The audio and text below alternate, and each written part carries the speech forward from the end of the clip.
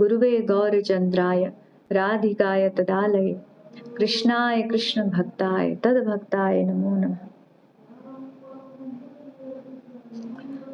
हरे कृष्णा। सभी भक्तगण अपने जो शिला सनातन गोस्वामी वाली स्तुति हमने नोट करवाई थी वो निकाल लीजिए, उसको पढ़ते हैं।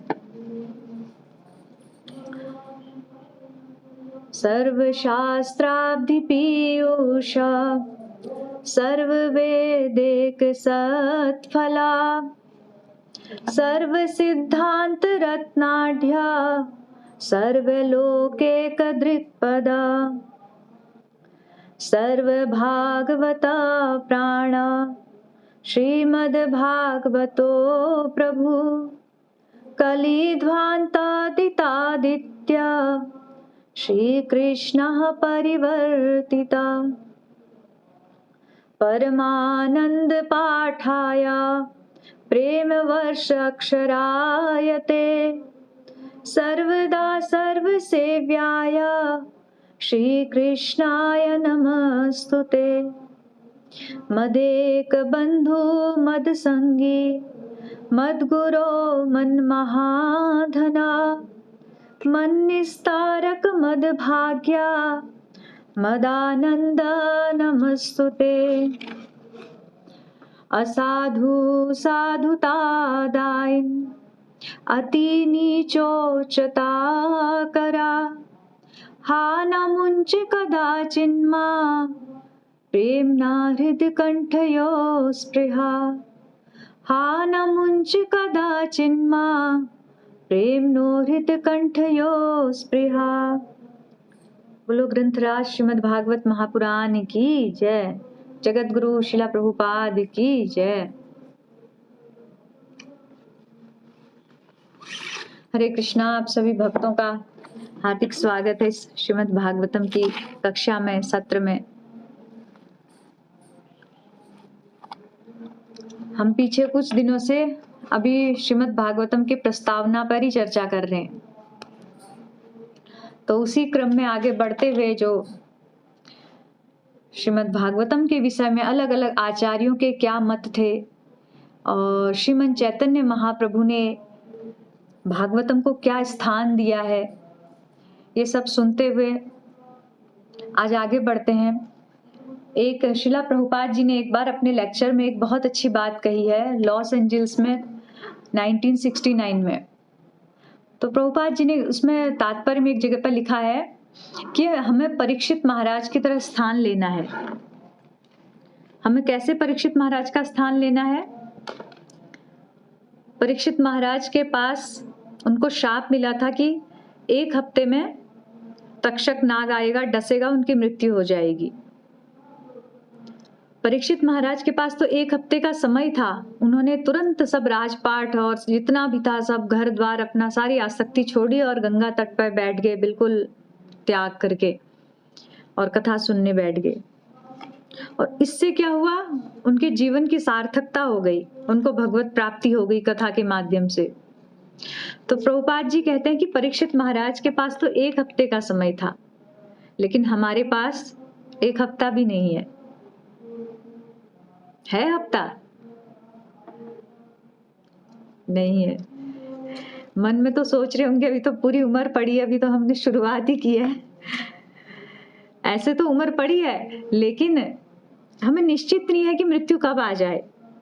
कोई गारंटी नहीं कि आज रात हम सोएं कल ना ही उठें, या 2 दिन बाद हमारी मृत्यु आ जाए, या 2 साल बाद आए, मतलब कुछ भी निश्चित नहीं है। परीक्षित महाराज के पास इतनी तो गारंटी थी कि 1 हफ्ता उनके पास सेफ है, तो उन्होंने उस हफ्ते के अंदर अपने जीवन को सार्थक कर लिया, मृत्यु की तैयारी कर ली। तो हमारे पास हफ्ता भी नहीं है। ये सोचते हुए, इस मानसिकता के साथ प्रभुपाद जी ने कहा हमें अपनी मृत्यु की तैयारी करनी है कि कभी भी मृत्यु हो सकती है। 1 हफ्ता भी नहीं हमारे पास। अगर कोई हमें बता दे कि परसों इतने बजे, दोपहर 12 बजे आपकी मृत्यु हो जाएगी, हम क्या करेंगे? अभी क्या करेंगे? कोई बता सकता है क्या करेगा? मतलब तैयारी, मान लीजिए आपकी तैयारी हो रही है, आप क्या करोगे तैयारी में? सबसे पहले जिनके वीडियो ऑफ हैं वो भी आंसर्स दे सकते हैं।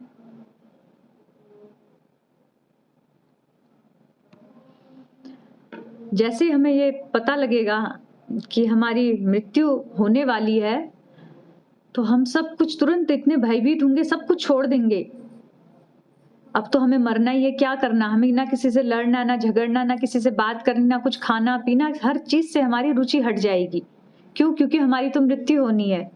जो हमारी इतनी आसक्ति है संसार के लिए, बड़े बड़े हमने सपने बुने हैं, सब खत्म हो जाएंगे। हमारी मृत्यु, हमें किसी से कोई मतलब नहीं, हम 1 मिनट भी किसी से बात नहीं करेंगे, क्योंकि मेरे पास लिमिटेड टाइम है, परसों दोपहर तक है। तो ये मानसिकता हम ऐसा रखें, हमारे पास लिमिटेड टाइम है, हर समय ये मानसिकता रहें। इसको रखते हुए अगर हम अपनी साधना करें, भक्ति करें, तो हमें अलग से बहुत ज्यादा कुछ प्रेशर देने की जरूरत ही नहीं है। मतलब मृत्यु का भय हमें साधना में, भक्ति में गंभीरता दे देता है कि हमारी तो मृत्यु होने वाली, हमें क्या करना है। तो प्रभुपाद जी कह रहे हैं हमें ऐसा ही सोचना है, ये उन्नत चेतना का कर्तव्य है। मतलब किस व्यक्ति की चेतना कितनी उठी है, इसका परीक्षण उसके बाहरी कपड़ों से या बाहरी किसी चीज से नहीं होगा। उसकी चेतना का स्तर क्या है, वो जितना मृत्यु के प्रति गंभीर है और जितना मृत्यु की तैयारी करने के लिए अलर्ट है, उतना वो उन्नत चेतना का है। तो हमारे मनुष्य जीवन का यही कर्तव्य है। तो इसी तैयारी को हम इसी क्रम में हैं, अभी हम तैयारी कर ही रहे हैं, कब हमारी मृत्यु आए, हम तो इस लाइन में लग गए हैं। श्रीमद् भागवतम आप सभी जूम क्लासेस जो अटेंड कर रहे हैं, तो जो हम भागवतम श्रवण कर रहे हैं, इसमें श्रोता के भी कुछ लक्षण बताए। जब हम भागवतम पढ़ते हैं या कोई ग्रंथ, तो उसके 4-5 चरण होते हैं। पहला तो ये हुआ कि हमने सुना, जो भी अभी आप बात सुन रहे हैं, इसमें से कुछ लोग नोट भी कर रहे होंगे, कुछ लोग नहीं भी कर रहे होंगे, सुन रहे होंगे। हमने सुना। दूसरा चरण ये है कि सुनने के बाद श्रवण कहते हैं इसको, फिर दूसरा आ गया मनन। क्लास बंद हुई, उसके बाद आपने विचार किया, आपको कुछ पॉइंट आपके माइंड में क्लिक कर गए, कुछ चीजें आपको लग गई, या आपने जो नोट की थी उसको विचार किया, वो हो गया मनन। श्रवण किया, फिर मनन किया, फिर उसके बाद क्या होता है, निदिध्यासन। चाहे तो आप लोग नोट भी कर सकते हैं। निदिध्यासन होता है।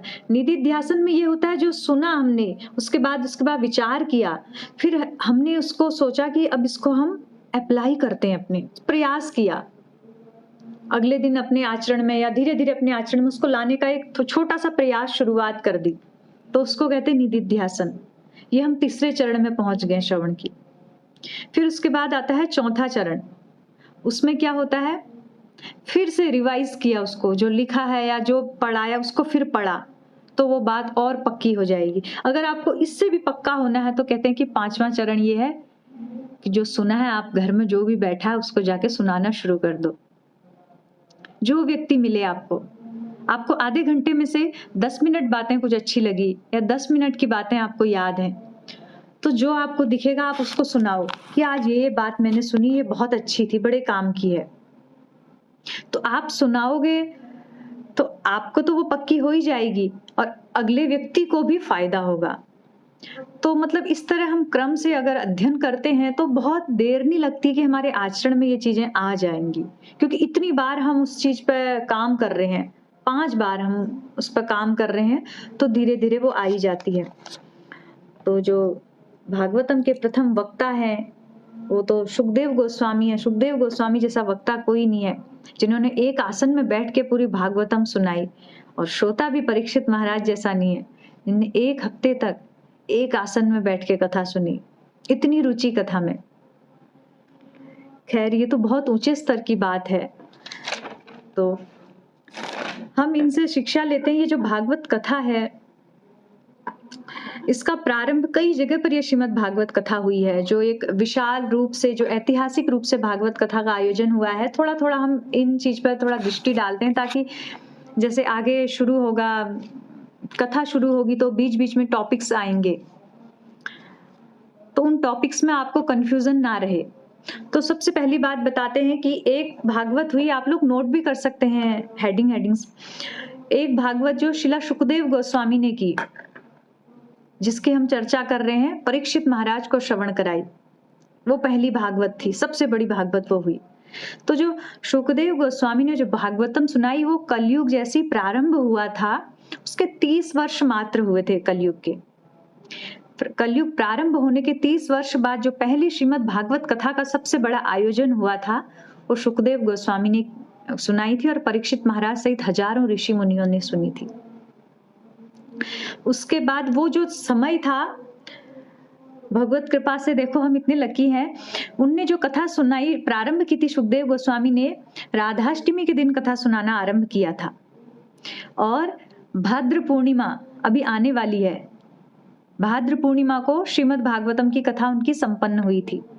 तो इसलिए आप देखेंगे पद्म पुराण में और कई जगह ये श्लोक आता है कि भाद्रपद पूर्णिमा को जो श्रीमद् भागवतम ग्रंथ को अपने घर पे लाता है या किसी को दान करता है, और उस दिन मतलब भागवत दान का एक विशेष महत्व है, श्रीमद् भागवतम दान का। तो बहुत सारे भक्त लोग इस्कॉन में या आगे पीछे देखेंगे इस दौरान श्रीमद् भागवतम दान करते हैं। तो ये तिथि अच्छी, अगर हम सोच रहे हैं कि श्रीमद् भागवतम ग्रंथ हमारे घर में आए तो हमें इस भाद्रपद पूर्णिमा में श्रीमद् भागवतम ले आना चाहिए अपने घर में। वैसे तो आजकल इतने सारे यंत्र हैं कि हम पीडीएफ पढ़ सकते हैं और मोबाइल में है ही सब, लेकिन फिर भी जो ग्रंथ के स्पर्श से जो सात्विकता आएगी, जो बात आएगी, वो गैजेट्स में नहीं आएगी।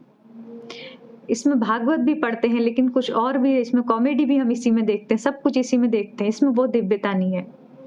जैसा हम कह रहे हैं कि पादो यदीयो प्रथमा द्वितीयो, की पहला दूसरा स्कंद भगवान के चरण है, हर स्कंद की एक भगवान के रूप से तुलना की है। तो फोन में वो बात नहीं आएगी। ठीक है, भगवत स्मरण कर सकते हैं कहीं भी, वो फायदा है, लेकिन एक अपनी श्रीमद् भागवतम हर व्यक्ति की होनी चाहिए। इवन एक कोई सीनियर प्रभु जी तो कह रहे थे कि जैसे हम जपथली अपने साथ रखते हैं, वैसे भागवतम का प्रथम स्कंद हमेशा बैग में रहना चाहिए, कि हमारे पास कहीं पर भी 10 मिनट मिले तो फटाफट हमने भागवतम पढ़ ली, ऐसा। तो आप में से जो भी भक्त लेना चाहें तो ये तिथि बहुत अच्छी है, अपने घर में श्रीमद् भागवतम को बड़े आदर से सम्मान से ला सकते हैं कि भागवतम हमारे घर में आ रहे हैं, साक्षात भगवान ग्रंथावतार में आ रहे हैं, तो इनके स्पर्श से भी अपने आप शक्ति मिलती है। तो पहली भागवतम श्रील सुखदेव गोस्वामी ने इस दौरान की। फिर उसके बाद एक और भागवतम हुई, वो हुई श्रील सूत गोस्वामी ने 88,000 ऋषि मुनियों को सुनाई नैमिषारण्य में। जब श्रील सुखदेव गोस्वामी भागवत कथा श्रवण करा रहे थे, उस दौरान उन श्रोताओं में श्रील सूत गोस्वामी भी बैठे थे। जब श्रील सूत गोस्वामी यहाँ से चले गए तो वहां नैमिषारण्य में 88,000 ऋषि मुनि, आज भी नैमिषारण्य तीर्थ यज्ञ के लिए माना जाता है, बड़ा परम पवित्र माना जाता है। वहां बहुत सालों तक यज्ञ किए ऋषि मुनियों ने, तो उस तीर्थ को ब्रह्मांड का केंद्र मानते हैं। तो वहां पर ऋषि मुनि जगत कल्याण के लिए यज्ञ करते थे, पहले यज्ञ की विधि थी। तो उन्होंने इतने यज्ञ किए, उनको लगा हमने इतना यज्ञ किया, उसके बाद भी हमें वो चीज फील नहीं हो रही है जो हमने जगत कल्याण और अपने आत्म साक्षात्कार के लिए उद्देश्य रखा था, वो पूर्ण नहीं हो रहा है। तो ये सब अभी उनका 1000 वर्षों के लिए एक और यज्ञ शुरू होने वाला था। मतलब ऐसा होता था कि 10,000 वर्षों का एक यज्ञ संपन्न हुआ, फिर 1,000 वर्ष का, फिर 2,000, मतलब कुछ टाइम के यज्ञ रखते थे वो लोग।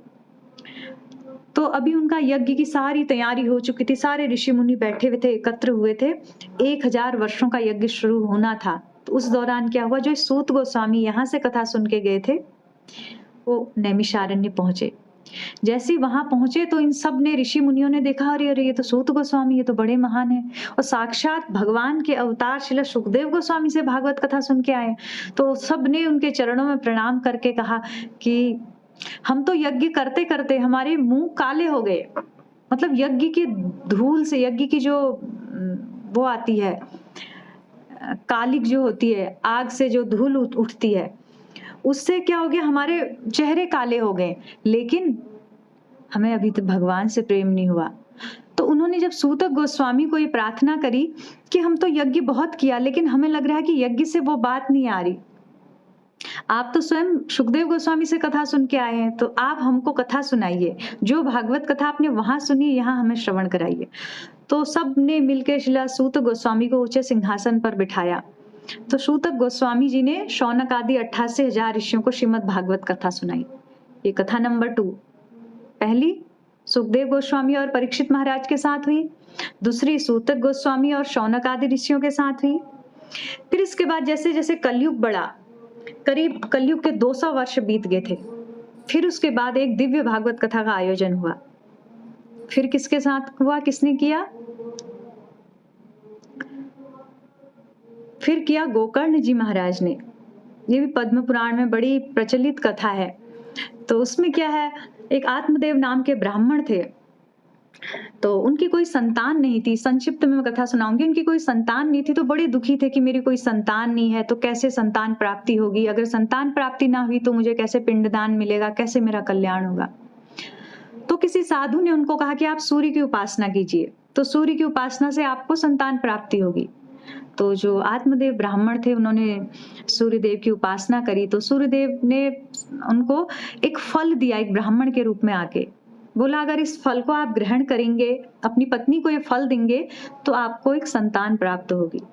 तो जो आत्मदेव ब्राह्मण थे वो स्वयं तो बहुत अच्छे साधु स्वभाव के थे, लेकिन जो उनकी पत्नी थी धुंधली, वो एकदम विपरीत स्वभाव की थी, प्रतिकूल स्वभाव की थी। तो उन्होंने जब फल लाके उसको पकड़ाया अपनी पत्नी को, तो धुंधली को, तो धुंधली ने क्या किया, उसने फल नहीं खाया। तो उसने सोचा मैं फल खाऊंगी, मैं गर्भवती हो जाऊंगी, फिर गर्भवती का कष्ट सहना पड़ेगा। और ऐसा होता है ना, जब हमारा किसी काम को करने का मन नहीं होता है तो मन हमारे पास बहुत सारे बहाने देता है। ऐसा हो गया तो क्या होगा, वैसा हो गया तो क्या होगा, क्योंकि मन नहीं है हमारा। और कोई काम करने का हमारा मन होता है तो ना बड़ी सारी दिक्कत भी होती है, तो हम उसको कर लेते हैं। तो जब उसने, धुंधली ने बोला कि मैं इस फल को खाऊंगी, अगर बाई चांस क्या हुआ, हमारे गांव में बाढ़ आ गई, बाढ़ में सब लोग गांव छोड़ के भागेंगे, प्राण बचा के जाएंगे, और मैं उसमें गर्भवती होंगी तो मैं कैसे दौड़ पाऊंगी, मैं तो मर जाऊंगी, बाढ़ में डूब जाऊंगी। मतलब ऐसी उसने कपोल कल्पना। तो उसने कहा इससे अच्छा मैं इस फल को ना खा के, उसने गाय को खिला दिया फल। और यहाँ पर उसने एक्टिंग शुरू कर दी कि मैं गर्भवती हो गई अपने पति से। तो उसके बाद क्या हुआ, कुछ समय बाद उसकी जो बहन थी वो गर्भवती थी। उसने बहन का बच्चा, जैसे 9 महीने पूरे हुए, बहन का बच्चा ले लिया, और यहाँ उसने एक स्वांग रचा कि वो गर्भवती है। तो यहाँ उसने बहन का बच्चा लेके पति से बोल दिया कि मेरा बच्चा हो गया। और वहाँ जो गाय को फल खिलाया था, उस गाय ने भी बच्चा दे दिया 9 महीने बाद। एक साथ यहाँ इनका बच्चा हुआ, वहां गाय का। आत्मदेव ब्राह्मण इतने खुश हुए कि पहले बच्चा नहीं हो रहा था, अब घर में 2-2 बच्चे हो गए। और चमत्कार की बात यही, जो गाय ने बच्चा दिया वो इंसान का बच्चा दिया, कोई बछिया या बछड़ा नहीं था। इंसान गाय के गर्भ से पैदा हुआ, और उसके कान गाय की तरह थे। तो जब कान गाय की तरह थे तो उन्होंने, आत्मदेव ब्राह्मण जी ने उसका नाम गोकर्ण रख दिया। और जो इनका अपना जो बच्चा हुआ उसका नाम अभी वो रखना ही चाहते थे कि मैं कुछ नाम रखता हूँ। तो उसकी माँ ने, धुंधली ने कहा कि अब उसको एक्टिंग करनी थी कि ये मेरा बच्चा मुझे बड़ा प्यारा है, क्योंकि उसका था नहीं असली। असली जब चीज होती है उसमें दिखावा करने की जरूरत नहीं पड़ती, असलियत तो असलियत होती है। तो मेरे नाम पर ही इसका नाम चलेगा, मेरा नाम धुंधली तो इसका नाम धुंधुकारी। उसने नाम ही ऐसा रख दिया, धुंधुकारी। तो अब समय के साथ क्या हुआ, गोकर्ण जी तो परम विरक्त महान भक्त निकले, शुद्ध भक्त निकले। अपना भजन भक्ति करते, वो तीर्थों में जाते और अपना भगवत उपासना करते। लेकिन यहाँ धुंधुकारी ने बड़ा उत्पात मचा दिया। वो एकदम पापी दुष्ट निकला, क्योंकि वो बहन का बच्चा था, वो बड़ी दुष्ट प्रवृत्ति की थी, पत्नी की बहन। तो उस धुंधुकारी ने समय के साथ धीरे धीरे उसका विवाह हुआ, वो अपने वैश्याओं को घर में लाया, वैश्याओं ने उसको मार दिया, बहुत सारी घटनाएं हुई, और उसकी माँ भी, धुंधली भी मर गई, सब मर गए। तो जब धुंधुकारी ने बहुत आतंक मचा दिया, तो उसके बाद जो आत्मदेव ब्राह्मण थे वो बहुत दुखी हुए। उनको पहले ये दुख था कि मेरी संतान नहीं है, आज ये दुख हो रहा है कि संतान होगी, इतनी दुष्ट होगी कि संतान हुई क्यों मेरे को, इससे अच्छा मैं बिना संतान के ठीक था। इस तरह रोने लगे। तो उन गोकर्ण जी महाराज ने अपने पिता को, आत्मदेव ब्राह्मण को, गोकर्ण गीता सुनाई। तो उस गीता से उनको वैराग्य आ गया। तो उन्हीं गोकर्ण जी महाराज का जब धीरे धीरे सब कुछ समाप्त हो गया, तो ये धुंधुकारी मर गया। धुंधुकारी मर के महान प्रेत बन गया। अब प्रेत बन के क्या करे धुंधुकारी, कहाँ जाए? तो बार बार गोकर्ण जी जब तपस्या करने लगे, उनके सामने आने लगा, उनको दिखने लगा। तो गोकर्ण जी ने पूछा तुम कौन हो? क्योंकि जो शुद्ध भक्त होते हैं, दिव्य आत्माएं होती, तो उनको कई ऐसी आत्माएं दिख जाती हैं जो सूक्ष्म देह में रहती हैं। हमें तो जड़ देह वाली दिखेंगी, सूक्ष्म देह वाली दिखेंगी नहीं। अगर कभी दिख गई तो हम भी सूक्ष्म देह के बन जाएंगे, डर के मारे हमारे भी प्राण निकल जाएंगे। लेकिन जो भक्त लोग होते हैं उनको कभी कभी सूक्ष्म देह के लोग ये आते हैं, प्रेत आत्माएं आदि, अपने कल्याण के लिए।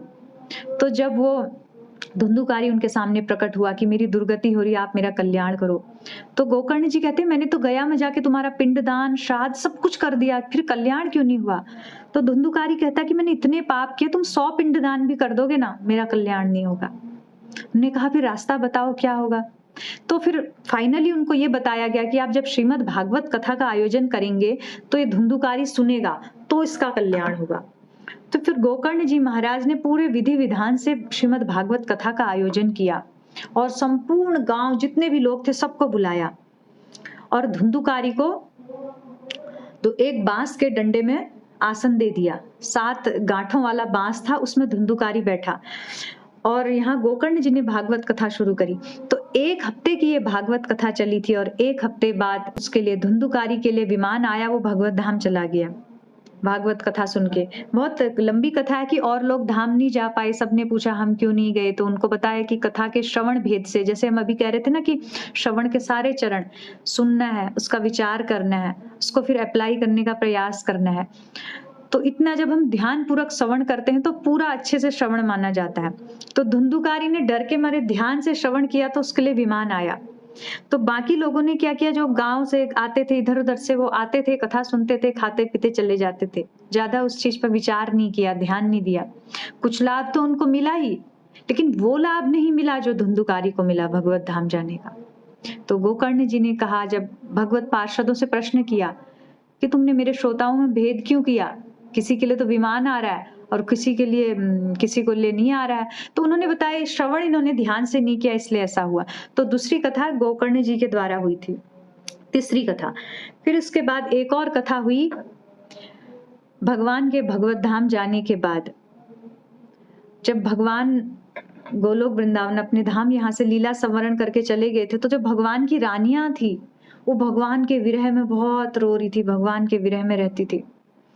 तो भगवान के विरह में वो वृंदावन आई। वृंदावन में आके उन्होंने खूब नाम संकीर्तन किया। आज भी गोवर्धन परिक्रमा में आप देखेंगे एक उद्धव कुंड जगह है। उद्धव कुंड में जब हम परिक्रमा करते हैं तो वो स्थान है उद्धव जी का। तो वहां पर सारी जो रानियां थी उन्होंने खूब नाम संकीर्तन किया भगवान के विरह में। अब जब हम नाम कीर्तन करते हैं तो भगवान और भगवान के भक्त वहां प्रकट हो जाते हैं। और उद्धव जी ने तो भागवतम में ही कहा है कि मैं ब्रज में लता पता और पौधे बन के रहता हूं। तो जब सारी रानियों ने कीर्तन किया तो उद्धव जी वहां प्रकट हुए। तो रानियों ने कहा हमें ऐसे ऐसे भगवान कृष्ण का बहुत विरह हो रहा है, ये गोलोक वृंदावन चले गए हैं, तो क्या करें? तो उद्धव जी ने कहा कि कथा श्रवण ही ऐसा है जिसके माध्यम से हम भगवान के जाने की कमी को मतलब पूरी कर सकते हैं। भगवान नहीं है लेकिन हम उनकी कथा सुन रहे हैं तो समझो भगवान हमारे पास में है, ऐसी हम फीलिंग ले सकते हैं। तो उद्धव जी ने कहा आपको भागवत कथा श्रवण करनी चाहिए। तो फिर सभी गोपियों ने कहा, सब रानियों ने कहा कि हम किसी दूसरे को क्यों, आप जैसे वक्ता हैं तो आप ही कथा सुनाइए, क्योंकि जो उद्धव जी थे उनने अपने गुरु बृहस्पति जी से कथा सुनी थी। तो उद्धव जी ने फिर भागवत कथा सुनाई रानियों को। ये एक भागवत कथा हुई। तो कई जगह अलग अलग प्रसंग आएंगे भागवत कथा की, यहाँ पर इनकी कथा हुई, यहाँ पर इनकी कथा हुई। तो सब प्रसंग जो है ये भागवत के अलग अलग हैं, है वही कथा। और एक और भागवत कथा हुई जो सनकादि 4 कुमारों की, जो सबसे प्रसिद्ध कथा है कि भक्ति महारानी, एक बार उनके जो बेटे थे, भक्ति महारानी के 2 पुत्र थे, हैं अभी भी। कोई बता सकता है भक्ति महारानी के पुत्र कौन थे? एक ही पुत्र का नाम बता दें।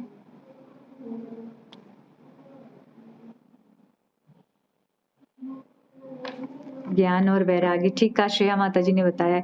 अभिनव प्रभु बता रहे हैं ज्ञान और वैराग्य 2 पुत्र थे भक्ति महारानी के। तो वो दोनों पुत्र वृद्ध हो गए, बेहोश हो गए। तो जब उनको कई तरह से नारद जी की शरण में गई भक्ति महारानी, कई जगह की कैसे मेरे पुत्र ठीक होंगे, तो नारद जी ने कई वेद शास्त्र तप यज्ञ सब कुछ किया, उन्होंने तीर्थों में भ्रमण किया, लेकिन किसी भी तरह भक्ति महारानी के पुत्र युवा नहीं हुए। फिर फाइनली लास्ट में जब वो सनकादि ऋषियों के पास गए तो सनकादि ऋषियों ने श्रीमद् भागवत कथा सुनाई। तो इस कथा के श्रवण से ही ज्ञान वैराग्य एकदम युवा होके उठ गए। तो ये भी जो सनकादि ऋषियों के द्वारा भक्ति महारानी को कथा सुनाई, ये भी एक भागवत कथा है। तो भागवत कथा कई सारी हैं, हमें ये पता होना चाहिए कि कभी कोई कहे सुखदेव गोस्वामी, कभी कहीं उद्धव जी वाली कथा, तो हमें कंफ्यूजन ना रहे कि ये कथा थी, हमने तो वो सुनी थी। कई जगह कथा हुई है।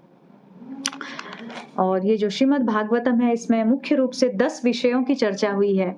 अत्र सर्ग विसर्गोश्च स्थानम पोषण मूतय मन्वंतरे शानु कथा निरोधो मुक्तिराश्रय।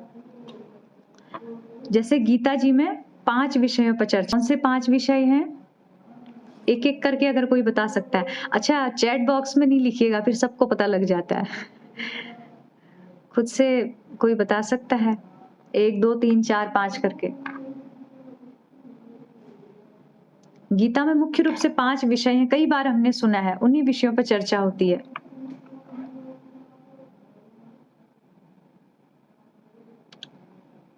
अभिनव प्रभु कह रहे हैं आत्मा।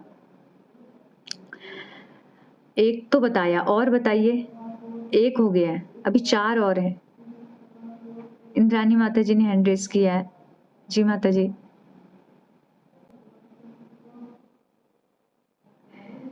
काल, माता जी ने 5 बता दिए। चलो, प्रकृति, काल, कर्म, ईश्वर और आत्मा, इन 5 विषयों पर गीता में चर्चा हुई है। तो ऐसे ही श्रीमद् भागवतम के भी 10 विषय हैं। उसको कहते हैं सर्ग विसर्ग स्थानम पोषण उति मनवंतर ईशानु कथा निरोध मुक्ति आश्रय। सर्ग जो पहला आता है, सर्ग जो है, सर्ग माने कैसे भगवान ने, महाविष्णु ने इस प्रकृति की उत्पत्ति की, कैसे सृष्टि बनाई। पहली उत्पत्ति भगवान करते हैं। उसके बाद विसर्ग है, जो दूसरी उत्पत्ति ब्रह्मा जी ने की, जो विष्णु भगवान ने जो क्रिएशन करके दिया, उसको ब्रह्मा जी ने फिर मनुष्यों को, हम सबको बनाया उन महत तत्वों के द्वारा। आगे की सृष्टि ब्रह्मा जी ने जो दूसरी सृष्टि की, उसको विसर्ग कहते हैं। फिर तीसरा सब्जेक्ट है इसमें स्थानम, आप लोग नोट भी कर सकते हैं, ये बहुत इंपॉर्टेंट श्लोक है। स्थानम में आता है कि कैसे 14 लोकों में, विभिन्न लोकों में, ब्रह्मांडों में कैसे जीवों को स्थान दिया गया, स्थानम। फिर चौथा विषय है कि पोषण। पोषण यानी कि भगवान ने कैसे अपने भक्तों का पोषण किया। तो पोषण में बहुत सारी कथाएं, जैसे अजामिल का पोषण किया, जो मतलब दुष्ट आत्माएं थी, उनको भी भगवान ने अपनी शरण लेने मात्र से कैसे कल्याण किया। फिर उति आती है, उति माने कि जीव कर्म कैसे करता है, एक अच्छी और बुरी इच्छाओं के अधीन होकर कर्म करता है। फिर मनवंतर, अलग अलग मनवंतर में भगवान की क्या क्या लीलाएं हुई, और मनुओं की कथा है। फिर ईशानु कथा में भगवान और उनके भक्तों की कथा आती है, भगवान के विभिन्न अवतारों की कथा आती है। फिर आता है निरोध। निरोध माने कैसे भगवान ने इस ब्रह्मांड का प्रलय करते हैं और कैसे इसको अपने में श्वास के द्वारा भीतर समेट लेते हैं, उसको कहते हैं निरोध। फिर लास्ट जो 9वां है वो है मुक्ति, यानी कि मोक्ष, कैसे हमें स्थूल और सूक्ष्म देह से ऊपर उठें, इसके बारे में। ये टॉपिक बस आपको टच कर रही हूँ, आगे सब्जेक्ट सब आएगा भागवत में। फिर लास्ट जो 10वां है वो है आश्रय। ये सबसे इंपॉर्टेंट विषय है, यानी कि जो 9 सब्जेक्ट अभी तक हमने सुनी, इन सब का लक्ष्य क्या है, इन सब को हम सुनते सुनते सुनते क्रम से भगवान के संपूर्ण आश्रय ले लें, भगवान श्री कृष्ण का आश्रय ले लें। जैसे भगवत गीता का सार होता है कि सर्वधर्मान परित्यज्य मामेकम शरणम व्रज, ऐसे ही भागवतम का सार है परम भगवान श्री कृष्ण का हम आश्रय ले लें।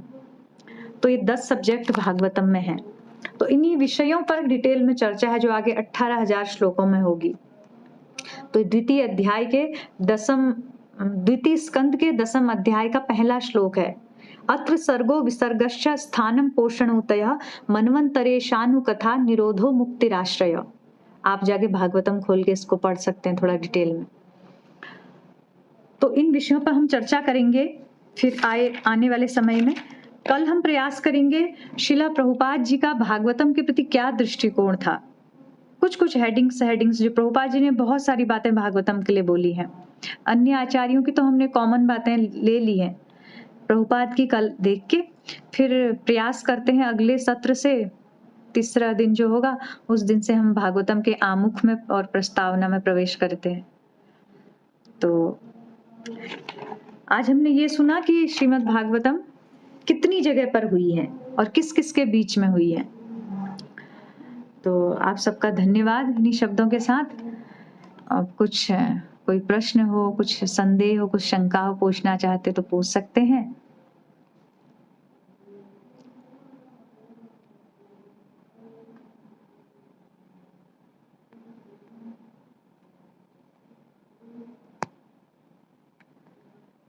अगर किसी को कोई प्रश्न नहीं है तो फिर हम यहीं पर कक्षा को विराम देते हैं। कर्णप्रिया माता जी कह रही धन्यवाद। हरे कृष्णा, दंडवत प्रणाम माता जी। हरे कृष्णा।